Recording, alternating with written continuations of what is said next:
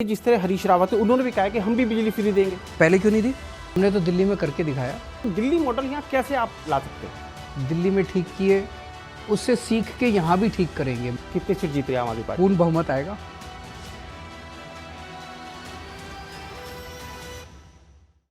नमस्कार।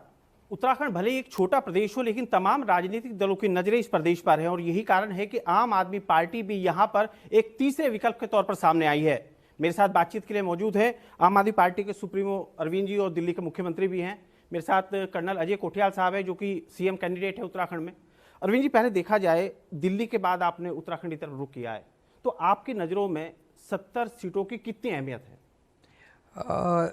देखिए, दिल्ली में उत्तराखंड के बहुत लोग रहते हैं और वो लोग उत्तराखंड आते रहते हैं, जाते रहते हैं, यहाँ के लोगों को भी बताते हैं। उन्होंने देखा कि पिछले 7 साल में जिस किस्म का विकास दिल्ली के अंदर हुआ, दिल्ली के स्कूल बहुत अच्छे हो गए, शिक्षा के क्षेत्र में एक क्रांति आई है, दिल्ली के हॉस्पिटल बहुत अच्छे हो गए, लोगों को फ्री में इलाज मिल रहा है, फ्री में दवाइयाँ मिल रही है, जगह जगह मोहल्ला क्लिनिक खुल गए। उन सब की मांग थी कि उत्तराखंड के अंदर भी हमें आना चाहिए। तो उत्तराखंड के अंदर हमारी फिर अजय कोठियाल साहब से मुलाकात हुई। तो उत्तराखंड के अंदर भी हमें बहुत अच्छा लोगों का रिस्पांस मिल रहा है और जनता चाह रही है कि जैसा विकास दिल्ली के अंदर हुआ वैसे ही एक ईमानदार सरकार बने और उसी तरह से स्कूल, हॉस्पिटल, बिजली, पानी, सड़क, यही मेन मुद्दे हैं एक आम आदमी के, वो यहाँ पे ठीक हों। अरविंद जी, आपको नहीं लगता कि शुरुआत में जब आम आदमी पार्टी की उत्तराखंड में एंट्री हुई थी तो बड़े दावे किए जा रहे थे कि तमाम बड़े चेहरे हैं जो आम आदमी पार्टी में आ सकते हैं, लेकिन कोठियाल साहब, आपको क्या लगता है कि आखिरकार वो क्यों नहीं आ पाए?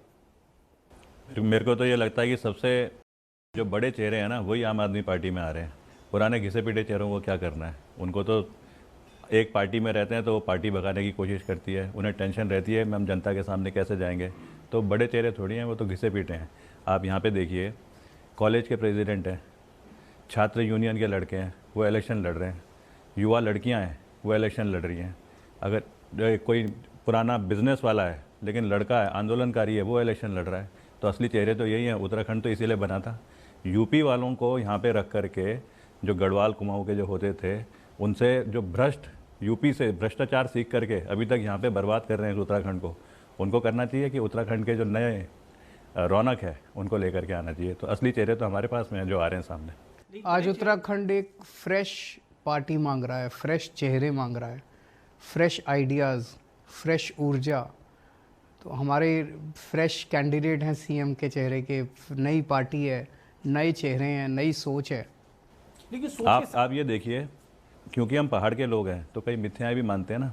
मिथ्याएं हमेशा नहीं माननी चाहिए, काम करने की भी क्षमता होनी चाहिए। बद्रीनाथ, पावन बद्रीनाथ, गढ़वाल राइफल के उसमें बोलते हैं, बोल बद्री विशाल लाल की जय। वहाँ से कौन है? युवा कॉलेज का जनरल सेक्रेटरी। केदारनाथ बाबा, जिसने हमको नाम दिया भोले के फौजी, वहाँ से कौन है? छात्रों का जो छात्र संघ उसके साथ रहते हैं, सुमन तिवारी। गंगोत्री से हमको खुद देख लीजिए। तो अरविंद केजरीवाल जी ने तो छांटा ही उन लोगों पर। उगता सूरज है ना, बढ़िया वाला, देखना उत्तराखंड कितना चमकेगा। आप हमेशा एक बात कहते हैं कि साहब हम दिल्ली मॉडल यहाँ पर लाएंगे, लेकिन आपने भी देखा है, डॉक्टर साहब, कर्नल साहब को मालूम है कि हमारी जो परिस्थितियाँ हैं वो दिल्ली से बहुत भिन्न है।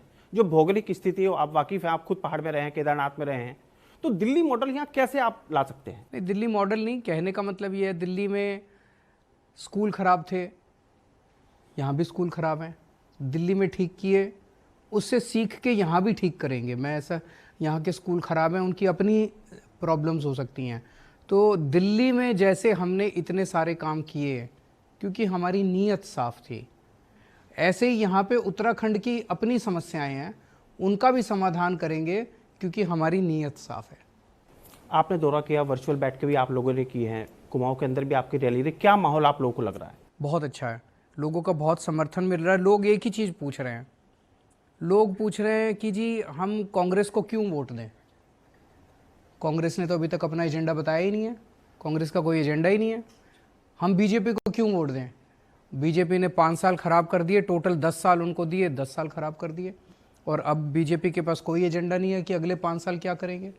और दोनों पार्टियों को 10-10 साल दे चुके, अब कुछ नया तो वो करने वाले नहीं है। तो एजेंडा तो केवल आम आदमी पार्टी के पास है।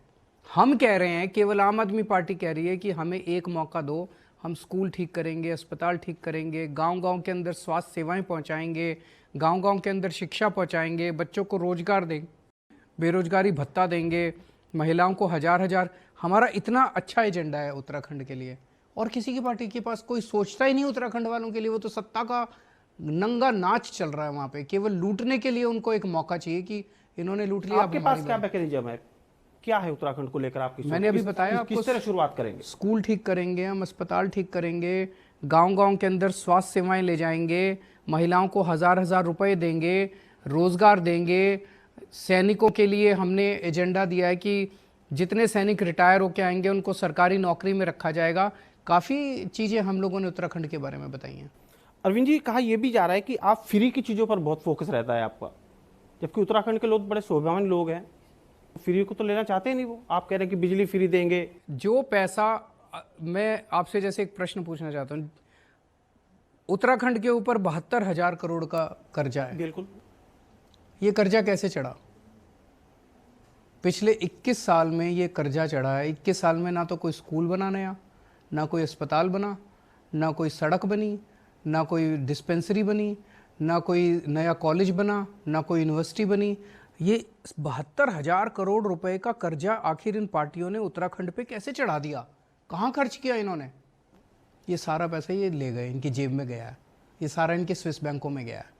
वो पैसा अगर वहाँ जाने की बजाय जनता की तरफ जाना चालू हो जाए, जनता को अगर आज इतनी महंगाई के ज़माने में अगर जनता को फ्री में थोड़ी सी बिजली दे देते हैं, हजार रुपए महिलाओं को मिलने लग जाते हैं, तो ये उन्हीं का पैसा तो है, जनता का ही तो पैसा है। जनता को लौटा रहे हैं, जनता का पैसा लौटा रहे हैं।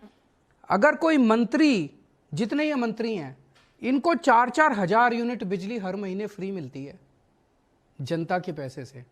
जनता के पैसे से इन मंत्रियों को फ्री बिजली मिले तो कोई दिक्कत नहीं है, जनता के पैसे से जनता को फ्री बिजली मिले तो दिक्कत है। ये क्या बात हुई?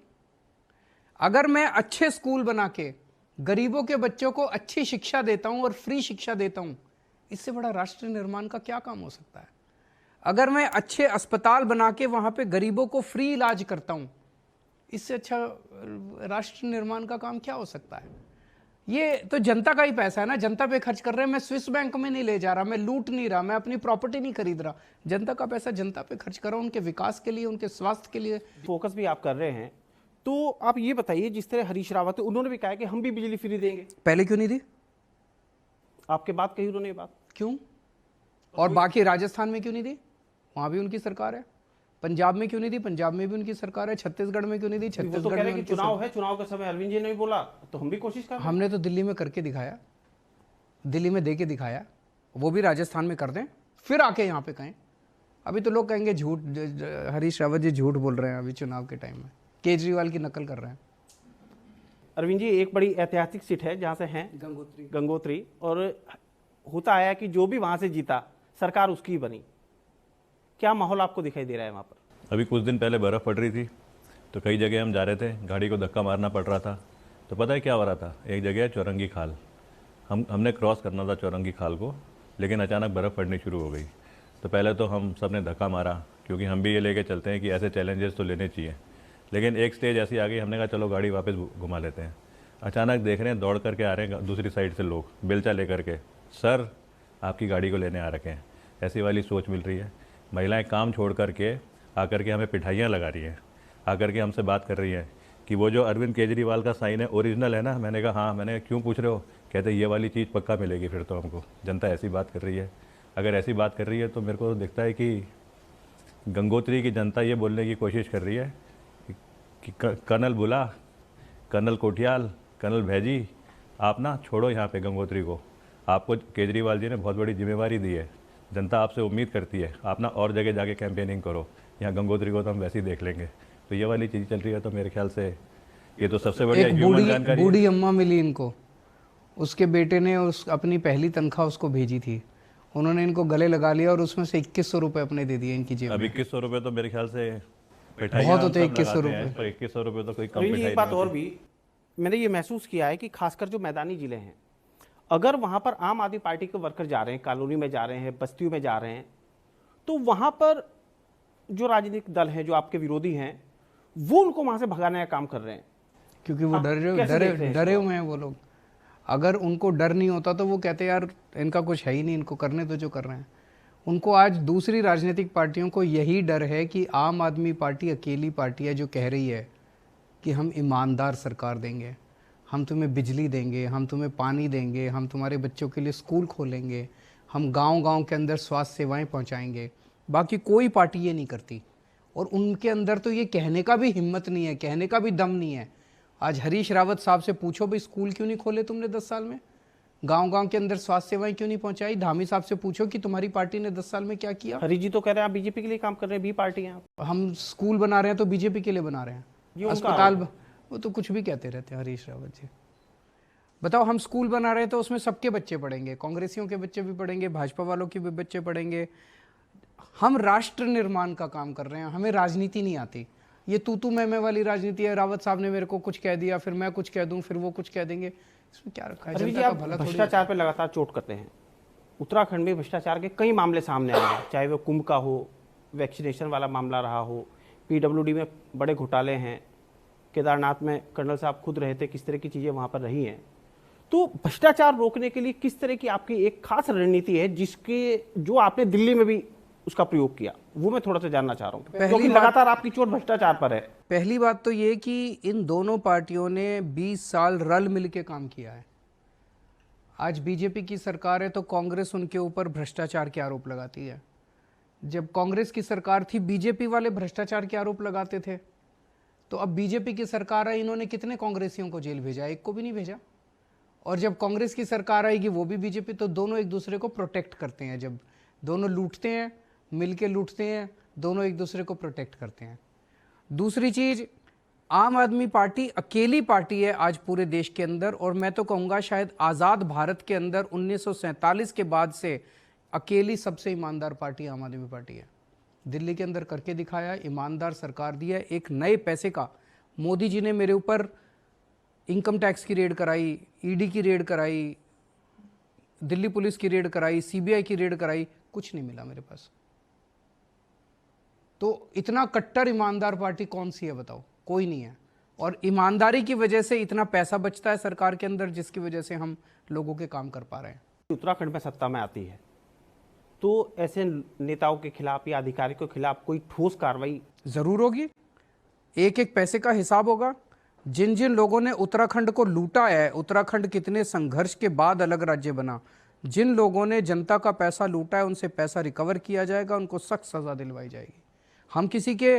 हम कोई बदले की राजनीति नहीं करते, हम किसी के पीछे नहीं जाएंगे, विच हंटिंग नहीं करेंगे, लेकिन जिन लोगों ने लूटा है, जितने स्कैम हुए हैं, उनका हिसाब तो होना चाहिए। 21 साल स्टेट को बने हुए हैं, लेकिन अभी तक भी स्थायी राजधानी का एक बड़ा मुद्दा है। आपको क्या लगता है स्थायी राजधानी कर्नल साहब कहां पर होनी चाहिए? जब उत्तराखंड आंदोलन शुरू हुआ था ना, तो आंदोलनकारियों की सबसे मेजर जो डिमांड थी, उसमें से एक डिमांड थी कि राजधानी पहाड़ में होनी चाहिए। गैरसैंण छांटा गया भौगोलिक परिस्थिति को देख करके कि गढ़वाल और कुमाऊं दोनों तरफ से उसकी अप्रोच है। कुमाऊं में सल्ट की तरफ से भी है, रानीखेत की तरफ से भी है, गढ़वाल में 3-4 अप्रोचेस जाती हैं।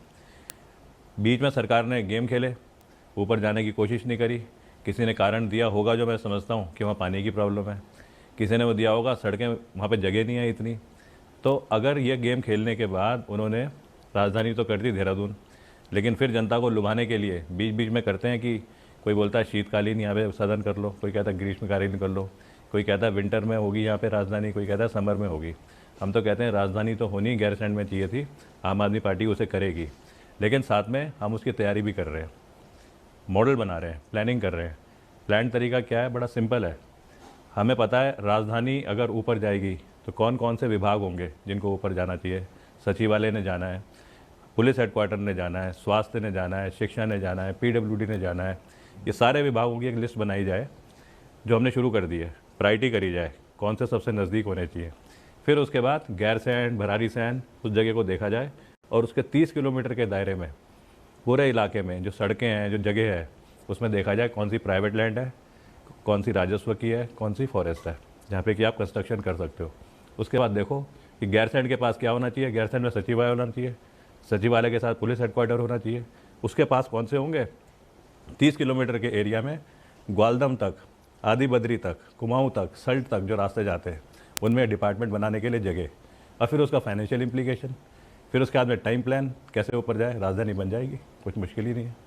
तो हम ये मान के चले कि आम आदमी पार्टी का ये वायदा है कि अगर उत्तराखंड में सरकार आती है तो राजधानी गैरसैंण होगी। आम आदमी पार्टी उन सब मुद्दों को सबसे ऊपर लेके चल रही है जो 21 साल पहले जनता की इच्छा होती थी जब उत्तराखंड यूपी से अलग हुआ। वो सारे मुद्दे आज आम आदमी पार्टी के मुद्दे हैं, और आम आदमी पार्टी ने ऐसे बहुत सारे मुद्दे दिल्ली जैसी जगह में साबित भी करके दिखा दिया है। तो इसलिए हम इसे बोलते हैं Delhi model. Sir, Delhi model की मैं फिर अब दोबारा आ रहा हूँ उस बात पे। दिल्ली की जो परिस्थितियां हैं, अब 3 दिन के अंदर पूरा दिल्ली घूम लेंगे, लेकिन आपको धारचूला मुंशियारी जाना पड़ेगा, तो आप 6 दिन लग जाएंगे जाने में।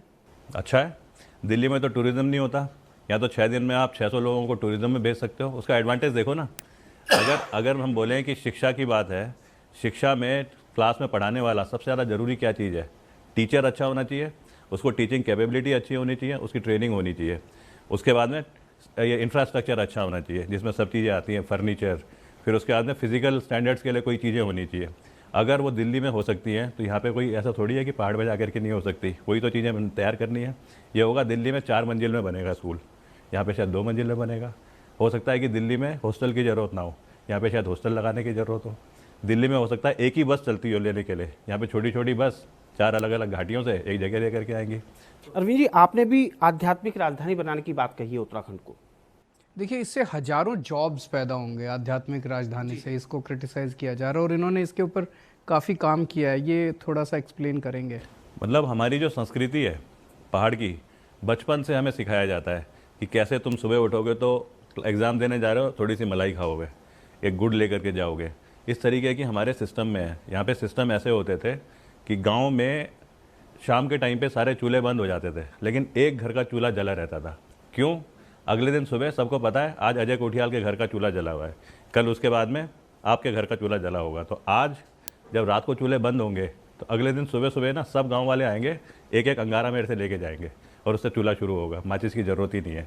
ऐसे वाले यहाँ के सांस्कृतिक तरीके होते थे समाज के अंदर।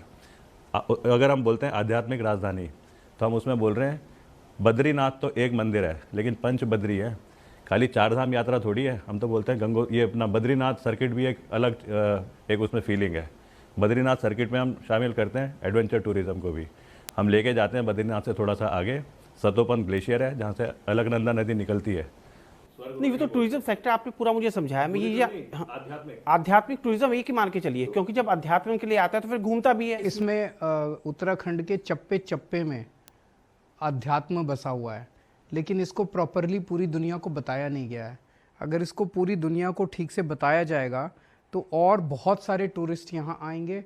और जो टूरिस्ट यहाँ पे आता है, अगर 10 दिन के लिए आता है तो वो 20 दिन के लिए रुकेगा। अभी वो 4 धाम तो सबको पता है, लेकिन और इतने सारे देवी देवताओं के जगह जगह हर 10 कदम के ऊपर यहाँ पे